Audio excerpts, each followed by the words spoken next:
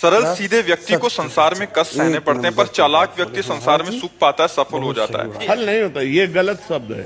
सफल नहीं होगा। अभी कोई चालाकी से सफल हो सकता है। रावण जैसा कोई चालाक पुरुष था, सब विद्याओं का ज्ञाता, परम चालाक था। कालनेमित से बढ़कर कोई चालाक था?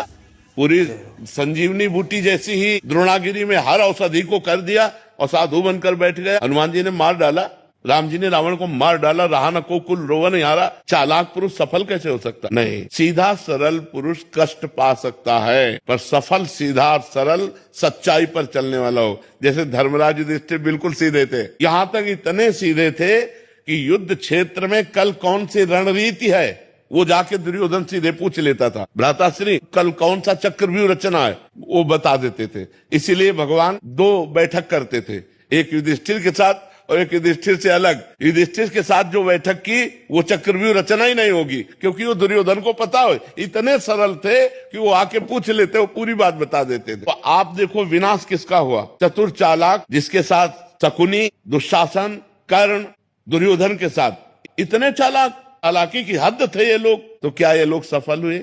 नहीं, सफल हुए सीधे साधे युधिष्ठिर जी महाराज।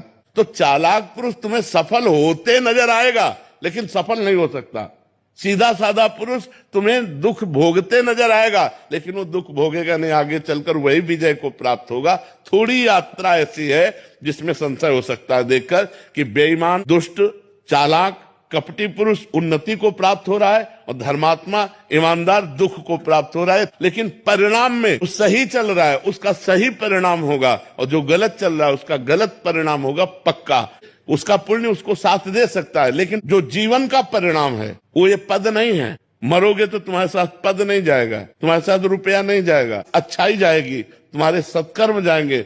और ये पक्की बात समझ लो, जब आपके आचरणों का, और भगवान ऐसी बुद्धि भ्रष्ट कर देते हैं कि खुला आचरण उसकी गंदगी सामने आ जाती है। आदमी की इज्जत चली गई तो किस योग रह गया?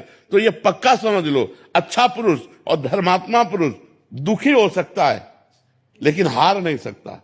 विजय को वही प्राप्त होगा, ये निश्चित बात है। सामने से तो बहुत सुंदर दिखाई दे रहे और पीछे जो पाप कर रहे तो मालिक देख रहा है, उसका हिसाब मालिक करेगा। मालिक की दुकान में है सबका जीवन खाता।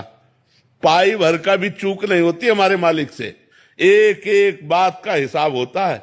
अगर हमने अंगुली भी उठाई है तो उसका भी हिसाब है कि क्यों उठाई और कैसे उठाई।